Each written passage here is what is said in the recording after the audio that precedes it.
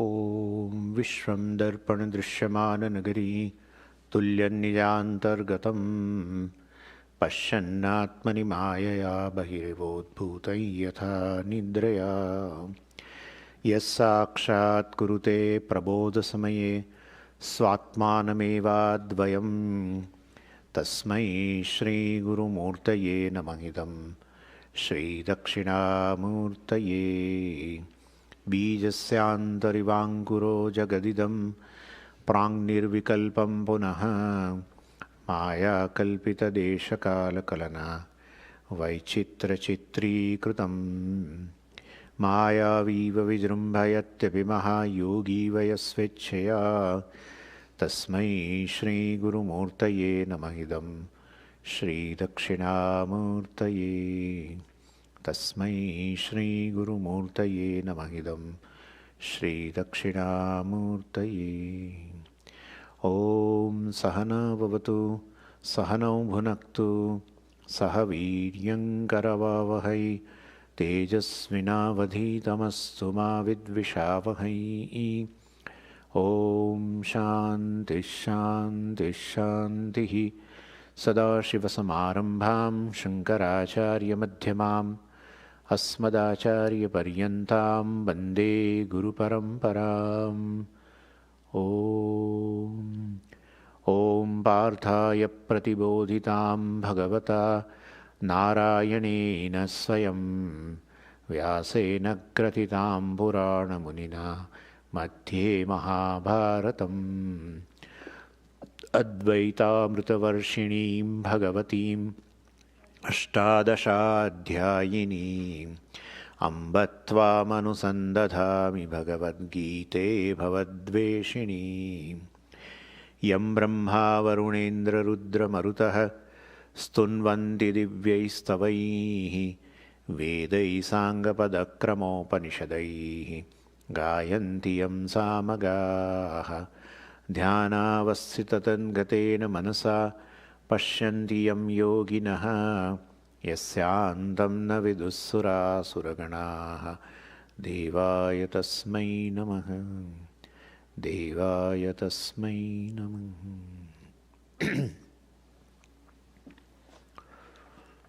So we are seeing the chapter 7 in that actually the whole Bhagavad Gita is divided into 3 portions that we, of course, while I think I told in the introduction itself. First is the first 6 chapter discusses the nature of an individual. The second 6 chapters, that is 7 to 12, discusses the nature of Ishvara. And the last Shatkam, the last 6 chapters, 13 to 18, discusses the Aikyam, the identity between the individual and Ishvara. That's a reality, and that is to be revealed through Shastra. Anyway, and so this this 6 chapters, means here the 7th chapter, discusses, Bhagavan describes the nature of Ishvara. And very beautifully it is described in the form of 2 kinds of prakritis. Prakriti means a cause, karana. So it is in the form of 2 types of causes. And one is a apara prakriti and the other is basically para prakriti. Apara prakriti means maya. And para prakriti means the real cause. And that is Brahman, Satyam Jnanam Anantam Brahma, the consciousness. Consciousness is the cause of everything because it lends existence to everything. Therefore, it is the cause of the very creation. If existence is not given, where is creation? And therefore, Brahman is, by lending existence to everything, all the names and forms, is the cause, real cause. And the second is apara prakriti maya, which is a changing cause. the Maya itself transforms into the 5 elements and then the elemental world, etc. Anyway, so Paraprakriti, Aparaprakriti. These two types. Sometimes they call Swarupa Prakriti, Paraprakriti. Swarupam, Satyam Jnanam Anantam Brahma is a Swarupam of everything. And therefore it is called Swarupa Prakriti. And Maya is called Svabhava Prakriti. So, Paraprakriti, Aparaprakriti, Swarupa Prakriti, Svabhava Prakriti, etc. So that is discussed. In fact, it started with Arjuna's question. Bhagavan said in the last, in the 6th chapter, last verse, Bhagavan said, you should meditate on Ishvara rather than meditating on any devatas. So then Arjuna asked, how to meditate on Ishvara? And also, what is the nature of Ishvara? Then only you can meditate upon. And therefore, Bhagavan described from 4th verse to the 12th verse the nature of Ishvara. Paraprakriti, Aparaprakriti has been described. So with the 12th verse, this Ishvara Swarupam topic, this Ishvara Swarupam is over. And now, from in the 13th verse, Bhagavan introduces this important topic of samsara karanam. What is the cause of suffering? That's it. There is a suffering in human life. And that suffering doesn't go. And therefore, there must be some cause of it. People employ various means in order to get rid of suffering. And they will do. But in spite of all the efforts, the suffering doesn't go. And therefore, we should know actually the cause of this suffering. The suffering in Sanskrit we call samsara. And the definition of samsara varies depending upon the context.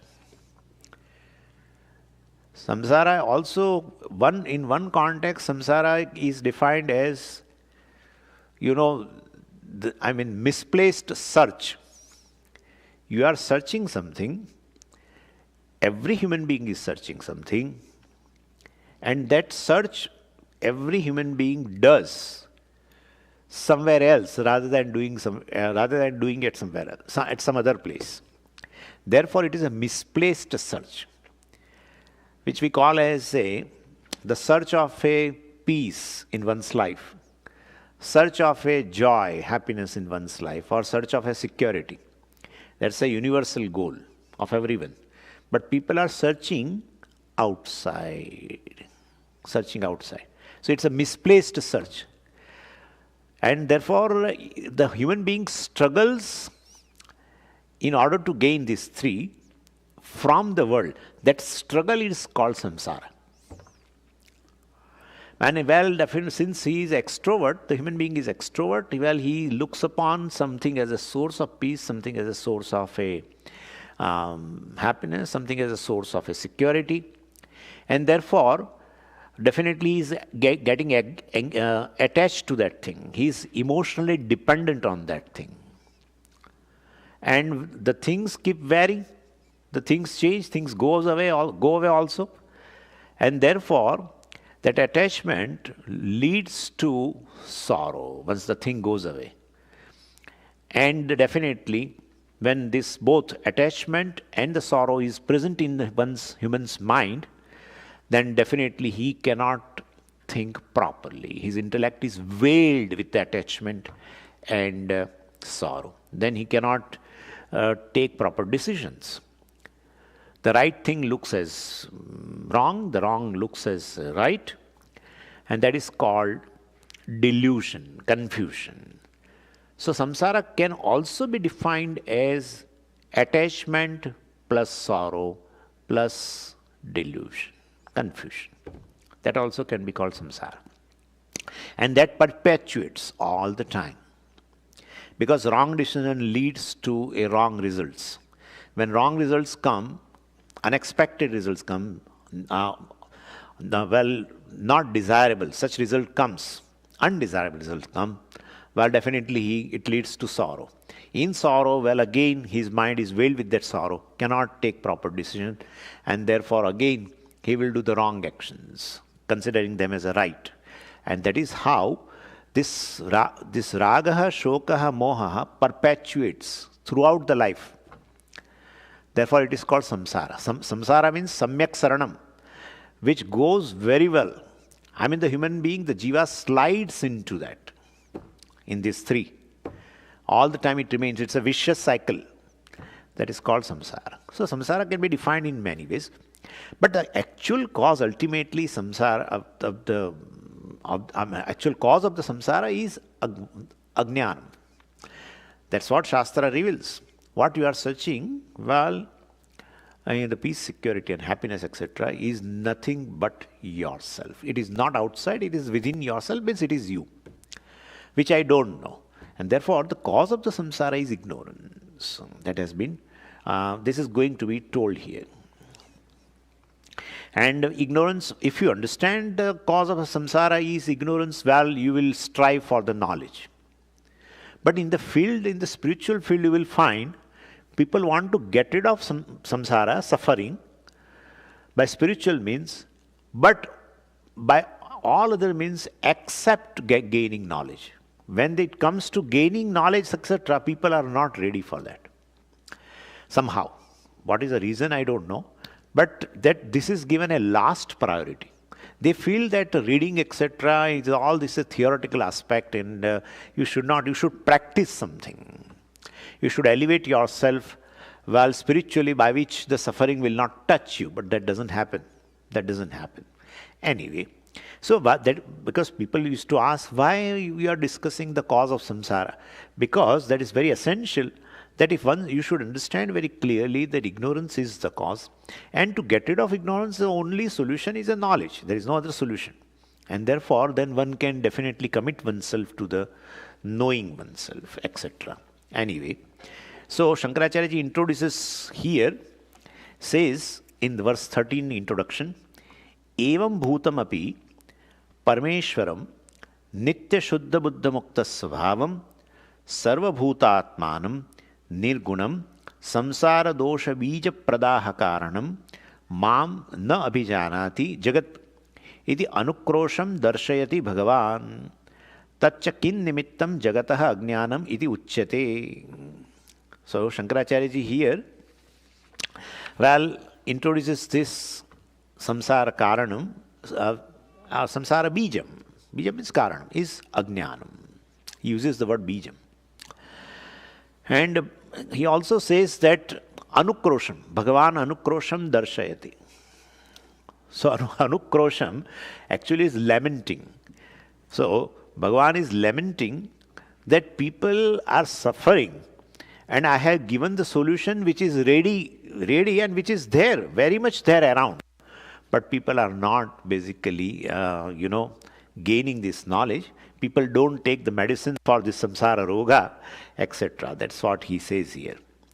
Anyway, so evam bhutam api parmeshwaram, evam bhutam. Well, this wonderful Parmeshwara, especially because it has been described in between verse 4 to 12.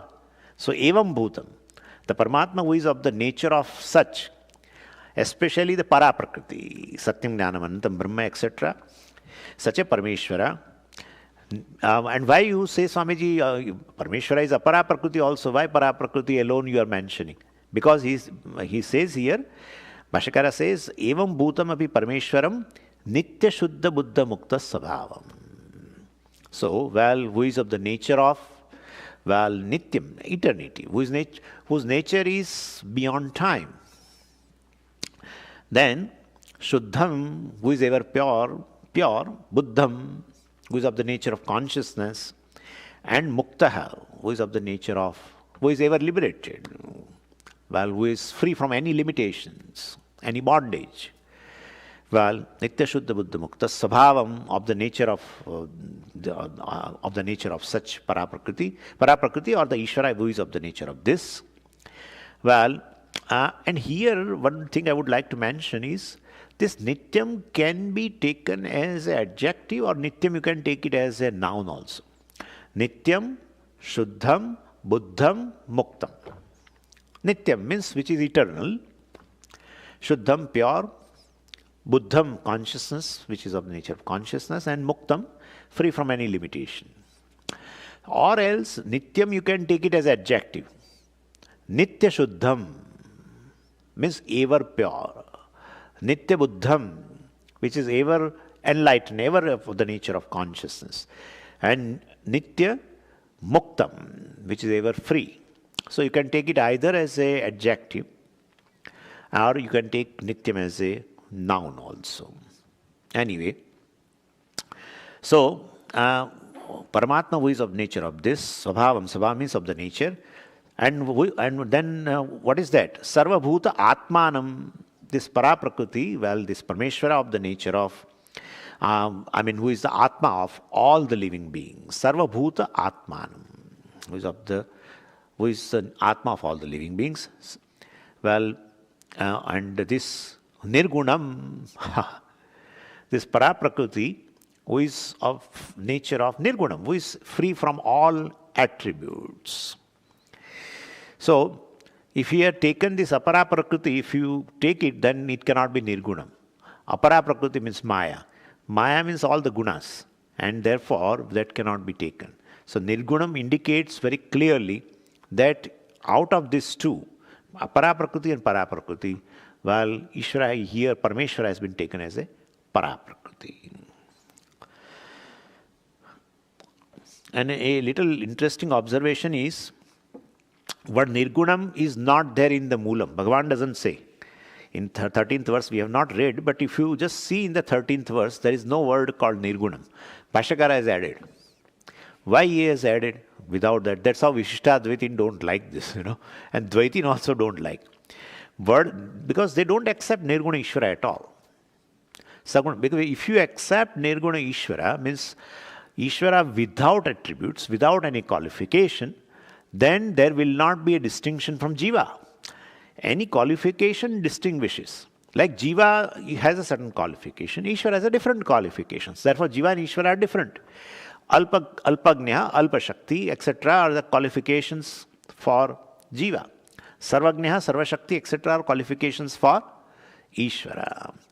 And therefore, if you say Ishvara is a Nirguna, means there is no difference between Jiva and Ishvara. Therefore, they don't accept.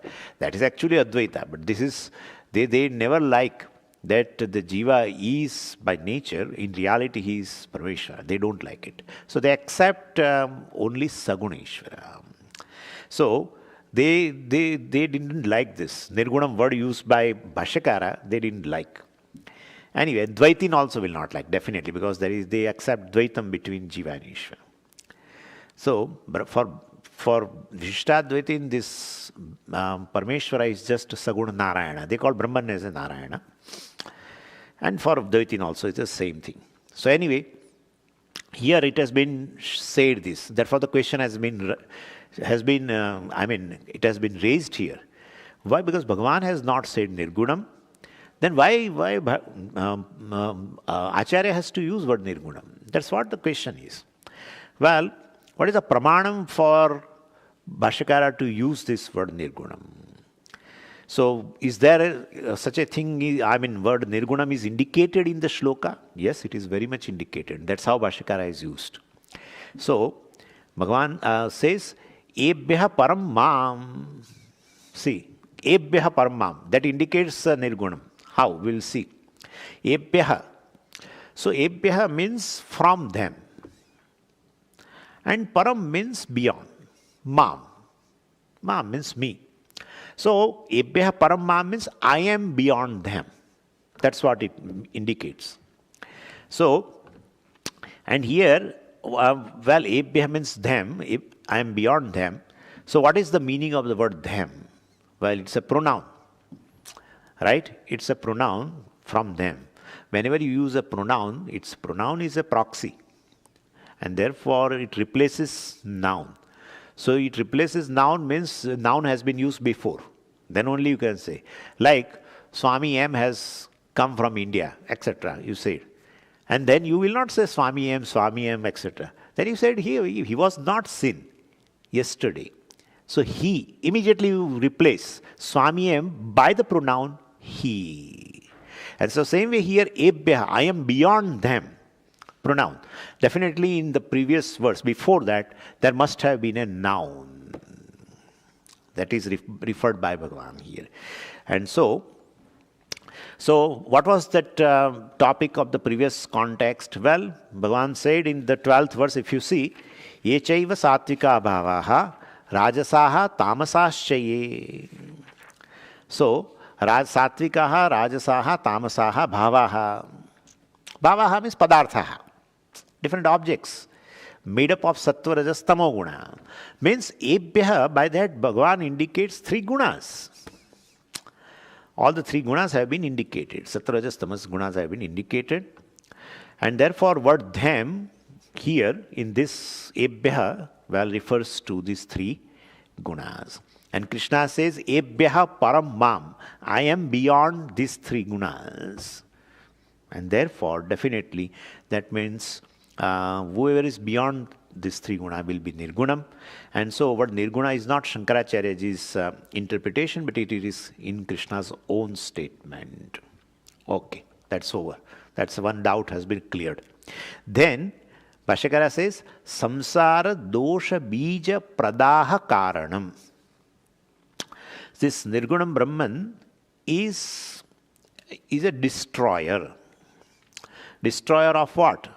Destroyer of the seed of this samsara. Destroyer of the seed of the samsara.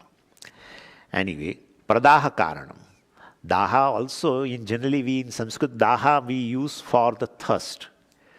And so the thirst is quenched by the water. So, but here, pradaha, so samsara bija pradaha karanam. And here we will take it burning, destruction, etc. So, samsara dosha bija pradaha karanam, the cause for the pradaha, cause for the destruction of the seed of samsara. So, this nirgunam Brahman is the cause for the destruction of the seed of samsara. Means nirgunam Brahma is destroyer of samsara or destroyer of the cause of samsara. Bija means seed, seed means cause. So nirgunam Brahman is basically is a destroyer of the cause of a samsara. What is the cause of samsara? Ajnanam. So nirgunam Brahma is a destroyer of the ignorance of which is the cause of the samsara. That's how it has been, we have to say. So ajnana nashakam, ultimately. Simple.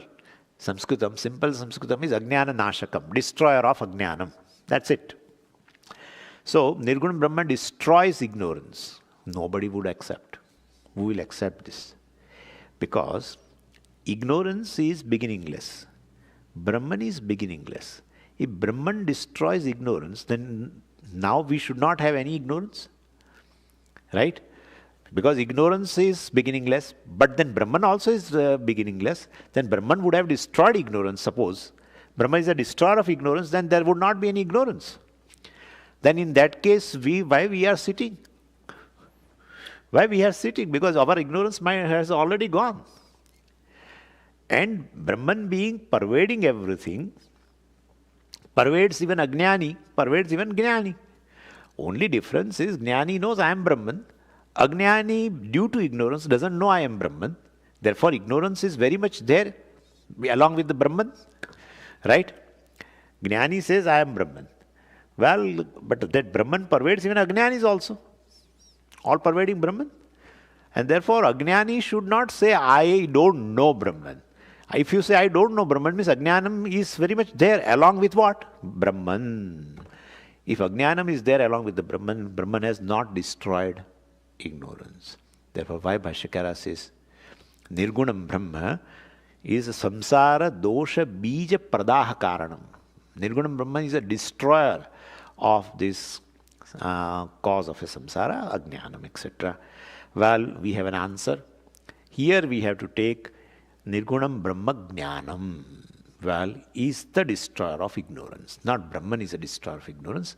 Brahma Jnanam is a destroyer of the ignorance. So, in destroying ignorance, there are two factors, basically. One is Brahman and other is knowledge, Jnanam. Brahman and Jnanam together are destroyer of ajnanam. Mere knowledge, jnanam cannot destroy ajnanam pertaining to Brahman. Mere knowledge. Everybody has, you and me, everyone has a knowledge, right? Pertaining to mathematics, chemistry, this, that. But still we say, I don't know Brahman. I am not Brahman. Therefore, to remove ignorance pertaining to Brahman, definitely just knowledge is not enough. Could you follow? Just Brahman is not enough.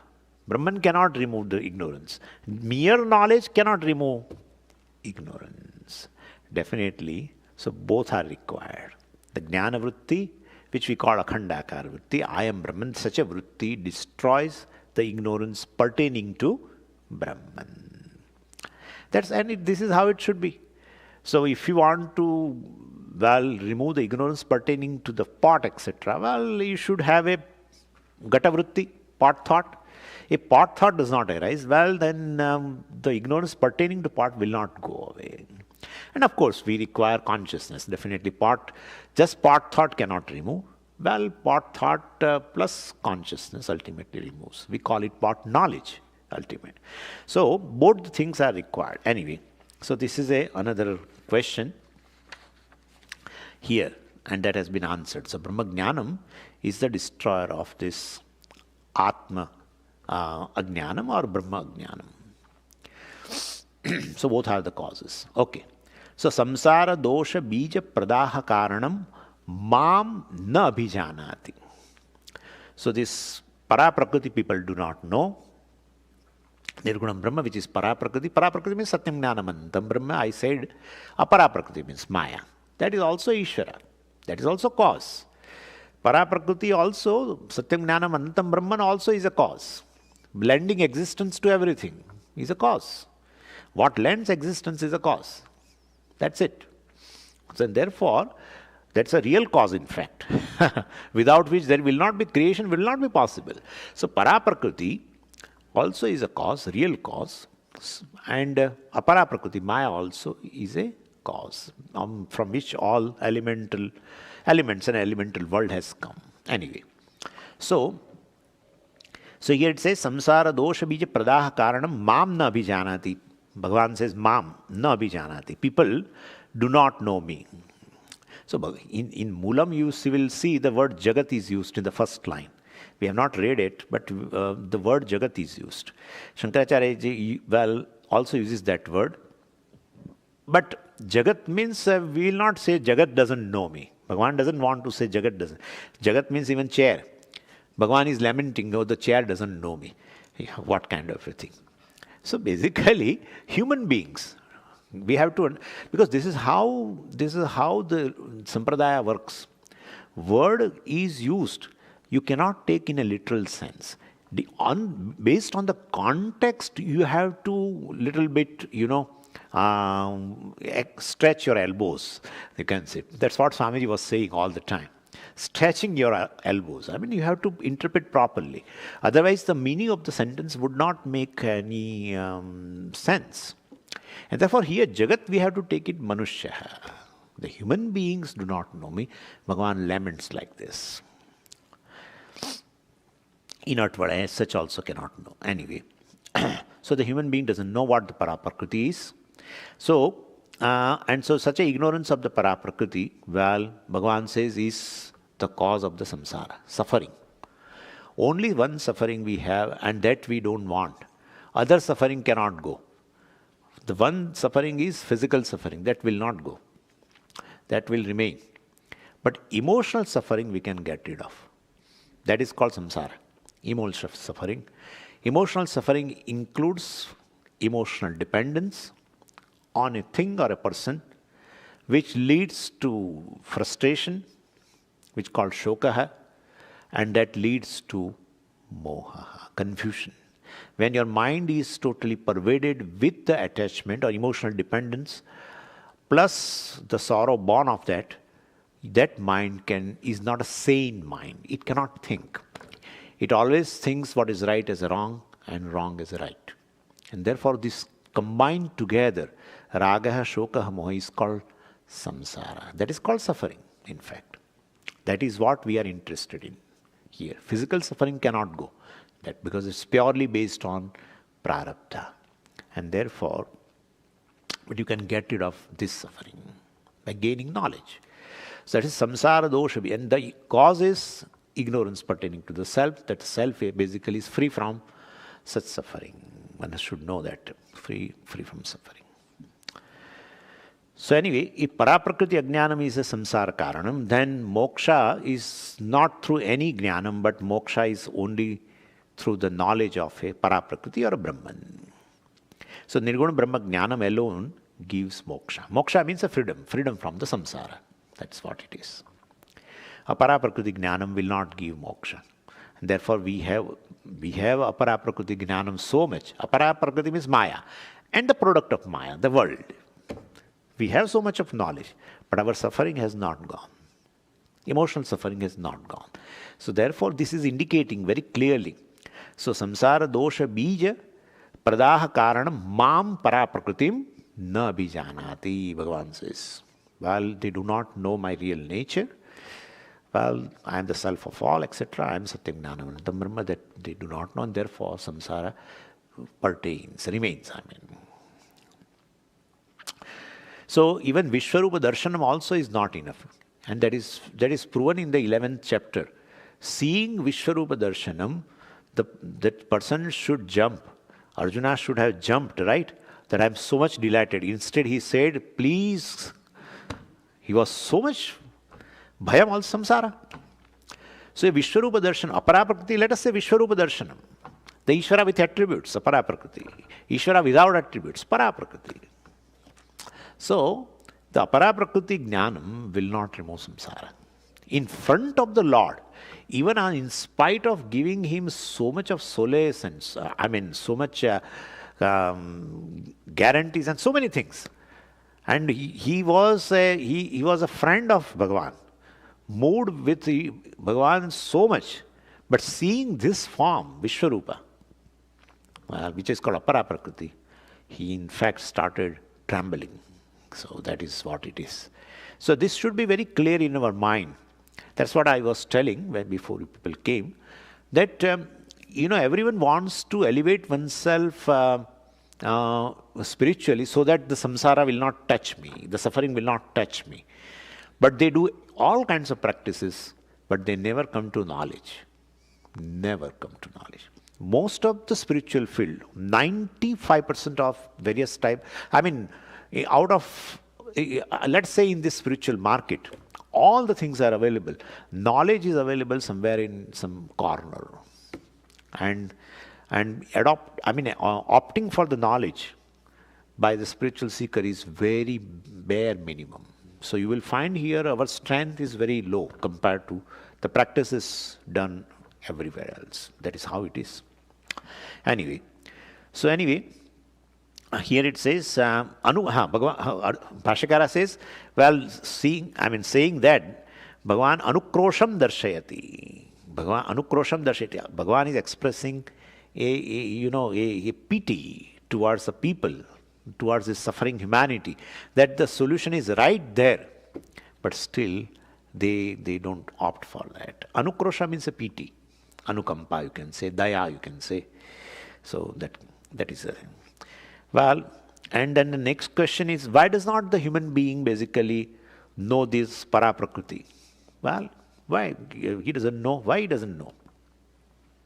Because pramana, Vedanta pramana is available, teachers are available, classes are announced, everything is there, right? But then, basically, why people are not, getting knowledge? Why people are not opting for this? So how come doesn't this intelligent human being doesn't know paraprakriti? Well, because Bhagavan is going to mention it, the reason. Because the person's attention is towards aparaprakriti. There is something in aparaprakriti which keeps the person engaged all the time. So that is how no one tries to lift oneself spiritually, honestly speaking. Lifting this means you should know yourself that you are Brahman. That's a big lift. That doesn't happen. That's how in Vairagya Shatakam, I think Bhartrhari also says this. He also is lamenting. Yavat swasthamidam sharira marujam yavat jara duratah yavat chendriya shaktira pratihata yavat kshayona ayushah atmashreyasi tavadeva vidusha karya prayatno mahan sandipte bhavane tu kupa khananam pratyuddamah kidrushah. So when Acharya says every human being prepares for the future, prepares for the old age. He tries to, acquire as much as money and then insurance and savings and these and that, because he knows he can't earn in the old age. So he prepares himself for the old age, for the future. So he will not have to be dependent later. But the same person, he is so much dependent emotionally on the world, he doesn't do anything. But why should Swamiji we do? My dependence, let it continue. But on the thing on which you are dependent, that thing is going to go away. And you will fall. Right? That is how it is. So basically, jatasya hi dhruva mrityu, dhruvam janma mritasya cha, you are dependent on some person, suppose, emotionally. You know very well, and they discuss also sometime internally, who will go first, etc. That kind of a discussion also happens. And it's a really serious thing. But we don't do anything. We know we are dependent, and in future, well, the thing is going to go away. What preparation I have done? Nothing. Our emotional dependence continue. Economic dependence we try to remove. That's what we do. So that's what it is. Yavas swasthamidam sharira marujam. Till this body is, healthy. Arujam. Arujam means free from any disease. Yavat jara duratah. While this jara, old age is little far. Yavat chendriya shaktihi apratihata. In my senses there is a power. Apratihata means they are still, there, intact, let us say. Yavat kshayaha na ayushaha. Till my life has not ended. Atma shreyasi tavadeva vidusha karya prayatno mahan. Atma shreyasi. For one's own well-being, vidusha, by this person, karyaha prayatno mahan. He has to put effort for one's own well-being, getting independence. One step a day towards independence, towards moksha, has to be done, but nobody does. Sandipte bhavane tu kupa khananam pratyuddamah kidrushaha. Now when the house is on fire, now he is digging the well. Is not going to help. That's what it is. Very beautiful verses are there. Just for your reference, Vairagya Shatakam is really a fantastic thing, where you will find such examples. His observation of the society and a lamenting also on part of Bhartruhari, what people are doing. Anyway. So, and now then the next question is, human beings basically, of course, are ignorant of this Paraprakriti. But this Bhashyakara says, Paraprakriti Jnanam kim nimittam. What is that? So, kim nimittam. What is the cause for this? Tatcha. So, Tatcha we should connect it with the Jnanam. So, Tatcha means this, Tat Ajnanam means Paraprakriti Jnanam. Kim nimittam. Why is there, basically? For whom? For Jagatah, for these people. Kim nimittam means what is the cause? Why is the ignorance perpetuated? By the humanity, in spite of remedial measures are there. For that answer is given in the 13th verse. Now we'll read the 13th verse. Tribhir gunamayair bhavaihi. Tribhir gunamayair bhavaihi. Ebis sarvamidam jagat. Mohitam nabhijanati. Mamebhyah paramavyayam. So answer Bhagavan gives is that this Paraprakriti Ajnanam continues because of a distraction. Caused by what? Caused by this Aparaprakriti. Caused by Maya. Caused by Gunas, etc. Because Aparaprakriti happens to be Sagunam, and Sagunam, the thing which is having a guna, will be always attractive. So, you can see even the Panch Mahabhutas are there, 5 elements. Every element has a guna, right? Like fire means form, then air, then touch, and then water, taste. Each one is attractive. The world is full of attractive forms. Certain form you may be attracted, certain form I may be attracted towards, but it is there. Aparaprakriti means this Maya, comprised of all these 5 elements, having the gunas, and so attractive taste, attractive colors, attractive smells, attractive taste, attractive forms, attractive touch. So Aparaprakriti is so attractive, therefore we call this Maya as a Mohini. Bhagavan uses the word Mohitam in second line. So it works as a Mohini. Because of this attractive and distracting nature, Aparaprakriti is renamed as a Mohini. And this Mohini engages this humanity throughout the life. And therefore there is no time for exploring Paraprakriti, which is of the nature of oneself. This is the essence. Now let's go to the Bhashyam.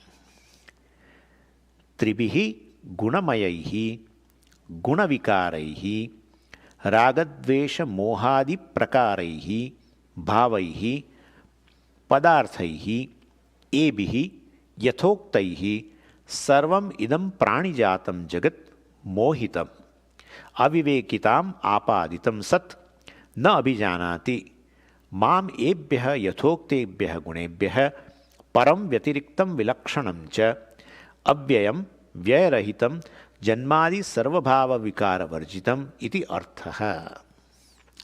So tribihi gunamayahi, that is there in the Moolam, in the shloka. Now word guna has a 2 meaning. Guna can refer to the external gunas, external attributes, or guna can refer to even internal attributes also. So one I have already told you, external gunas means what? Panchabhuta has a guna, Shabda, Sparsha, Rupa, Rasa, Gandha, they are the gunas. So that is external panchagunas.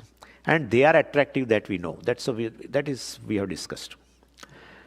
So external panchaguna distracts the human being, and internally the word guna has got another meaning that is given by Bhashyakara. So this threefold guna, sattva, rajas, tamas, which express in the form of ragaha, then dvesha and moha. So externally panchagunas, internally also 3 gunas, expressing in the form of these varieties of emotions.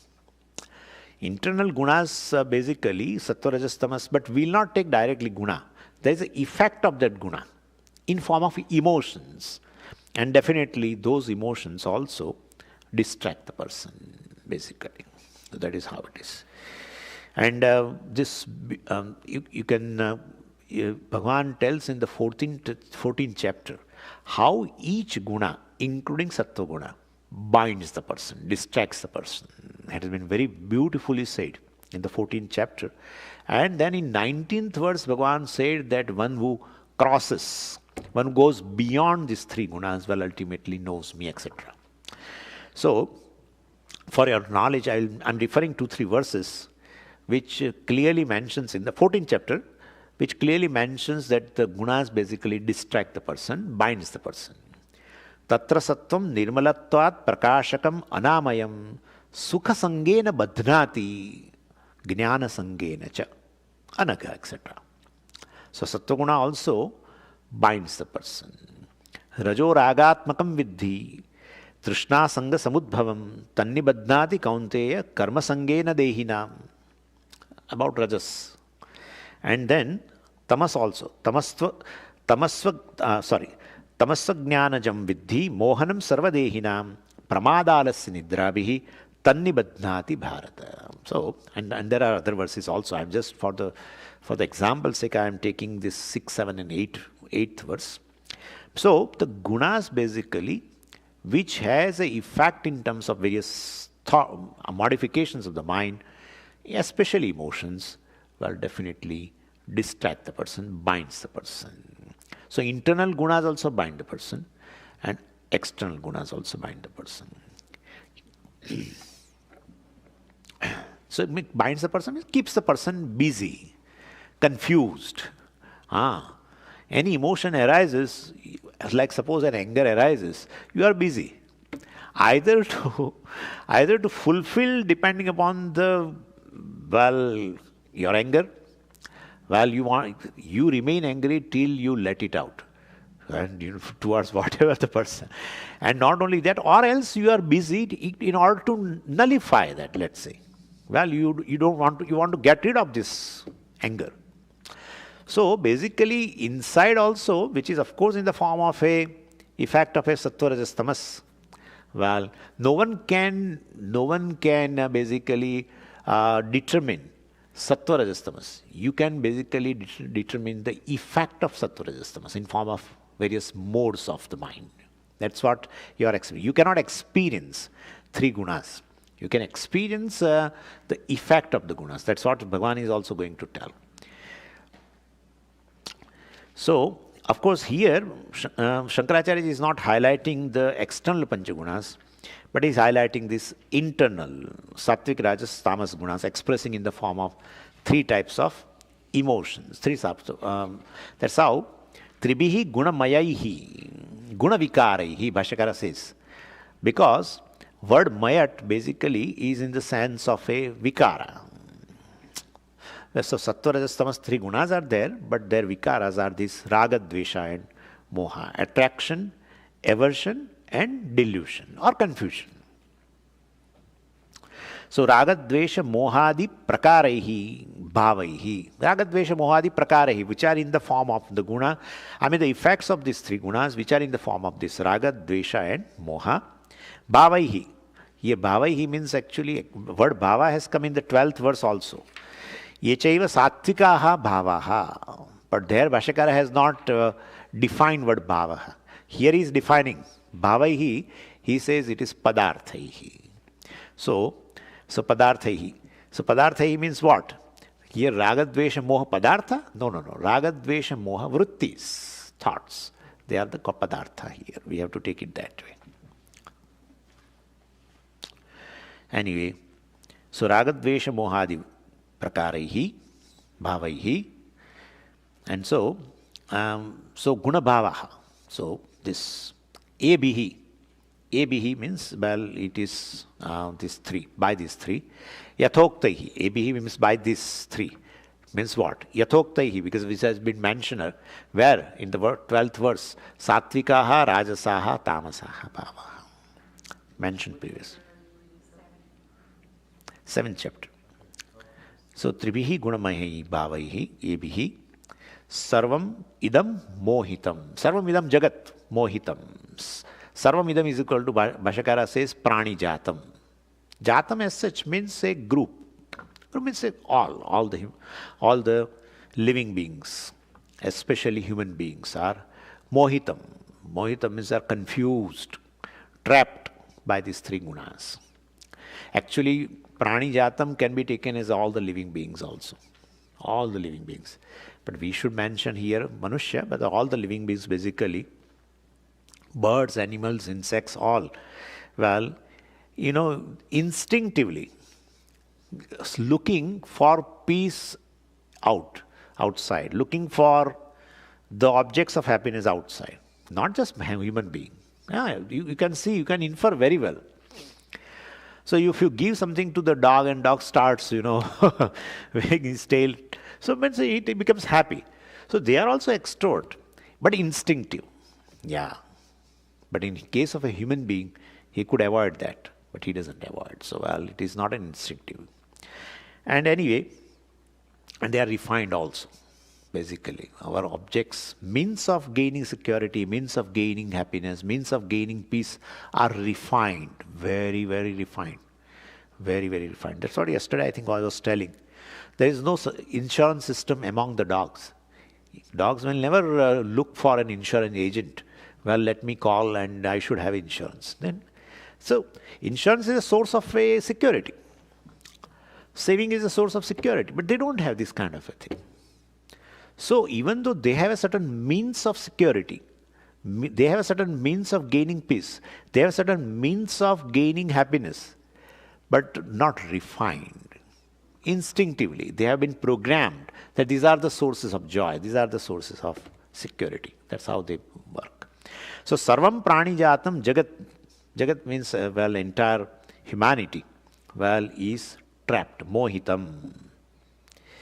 So, mohitam means what? Avivekitam apaditam. So, means they have been confused, deluded. And how does this delusion expresses? Well, clear, very clear. They should not have looked outside, but they are looking there. That's how it is. Where there is no security, he looks it as a source of security. Where there is no peace, he looks it as a source of peace. Then gets frustrated and comes back. He looks at a certain place as a source of a peace.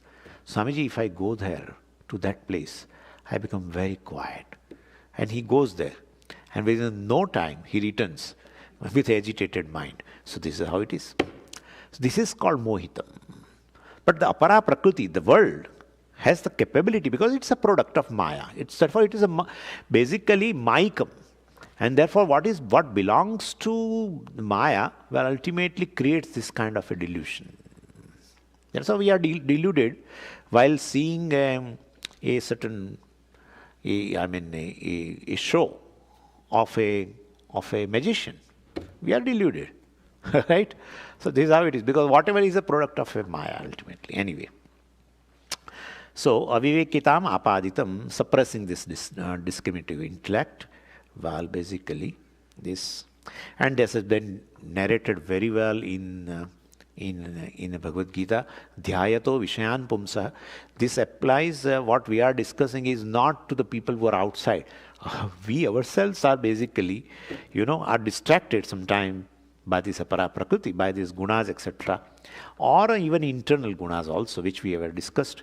We ourselves are distracted, even though we are on the path of this gaining knowledge. And therefore that shows, that's how in the next words, Bhagavan is going to say it is very powerful. This Maya, apara prakriti is very, very powerful. But still there is a scope, there is a window by which one can definitely will be able to cross that Maya, etc. So here in the second chapter, of course, Bhagavan said in 62nd verse, dhyayato vishayan pumsaha sangasteshu bhajayate, sangat sanjayate kamaha kamat krodho vijayate, krodhat bhavati sammoha. All the things have come there. So, krodhat bhavati sammoha, ultimately moha, etc. The delusion comes because it has started with this sangha, attachment towards the apara prakriti or the subject or the objects of that. So anyway, avivekitam apaditam sat na abhijanati. They don't come to this para prakriti at all, which is of course a source of a peace, security and happiness, because Atma being free from the Kala, basically that's the only secure thing. What is within Kala, within the limits of Kala, is never a secure thing. But we look upon security outside in the world, which is a product of, which is within the time frame, ultimately. Anyway. So, na abhijanati mam, para prakritim na abhijanati, atmanam na abhijanati. Who is nitya shuddha buddha mukta sabhavaha? Na abhijanati, people don't recognize. And what type of para prakriti? Ebhyaha param. Ebhyaha means in the moolam. And Bhashyakara says, yathoktebhyaha gunebhyaha. Compared to these three gunas, param means beyond, vyatiriktam, vilakshanam, different from. Basically, this para prakriti, the Atma, which is beyond these three gunas and the effect of three gunas. So, this nirguna para prakriti is definitely different from this saguna ishvara, saguna mohini prapancha. And what is the nature of para prakriti? Avyayam. Avyayam is equal to vyayarahitam. Vyayarahitam. And Bhashyakara says, Janmadi sarva bhava vikara varjitam, free from these sixfold modifications. Shad vikara rahitam. We know these Shadvikaras, right? What are they? No. This Janmadi Shadvikaras. Asti jayate, vardhate, viparinamate, vipakshiyate, vinashyati. So these 6 vikaras are there.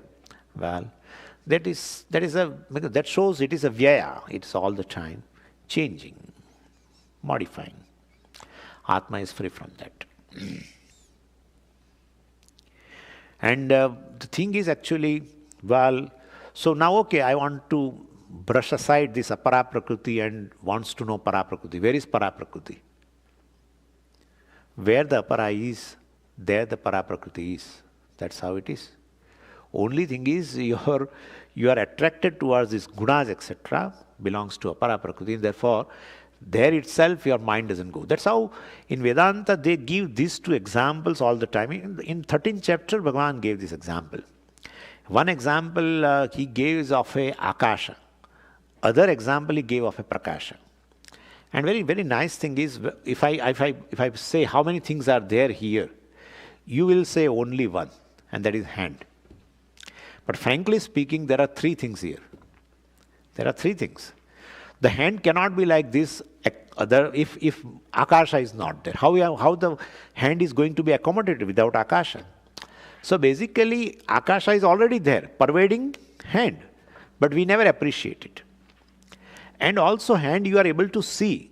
That shows there is another thing. What is that? Light.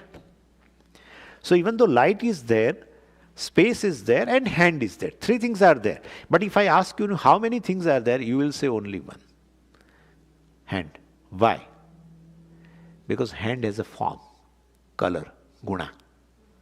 Guna always attracts, even though something else, free from guna, let us say, is right there. But your mind will not be able to appreciate it. Right there. So Paraprakriti basically is a adhishthanam of a Paraprakriti. Well, definitely. The very existence of the Maya is due to Satyam Jnanam Anandam Brahma, but definitely my mind doesn't go there. So for that purpose, Bhagavan gave 2 examples, this Akasha and Prakasha in the 13th chapter. Yatha sarvagatam saukshmyat akasham nopalipyate. And other is yatha prakasha yatyekaha krustam lokam imam ravi, etc. Well, anyway, so basically the thing which has a guna, well, definitely attracts, even though so-called nirguna, etc., which is very much there, but your attention doesn't go there. So it says here, so, and okay, so avyayam mam na abhijanati. Well, I am such a avyayam, I am free from any modifications. People do not know me because apara prakriti distracts all the time. The gunas distract all the time. And we have to note also one more thing. This, it includes even certain religious practices also. Religious practices also distracts the person, really speaking. And therefore, you must have seen that we must have come in contact with such people. Well, they are doing a lot of pujas, etc. And you feel that, why don't you come to a Bhagavad Gita class? They would say, no, we will not. We would like to do what we are doing, pujas, etc. This, even meditation, even japa, etc. They are so much engaged. They are equally distracted by Maya. But that Maya is called Sattvika Maya. Maya Sattva Guna. Definitely, it is a Sattva Guna. But they are distracted by the Sattva Guna of the Maya. So that also we should include. So there is no against any puja, etc. But then, after knowing even that you are basically Brahman, you can very well do the puja. There is nothing wrong in that. But excluding this, knowing this Paraprakriti, knowing the Atma, knowing the Brahman, and doing this just religious practices, etc., even though there is a lot of sattva, still it is binding. So it's a distraction. We have to understand that. Okay, then we'll see verse number 14 after the half an hour. Om Purnamadav Purnamidam Purnat Purnamudachyate Purnasya Purnamadaya Purnameva Vashishyate Om Shanti Shanti Shanti Hari Om. Shri Gurubhyo Namaha. Hari Om.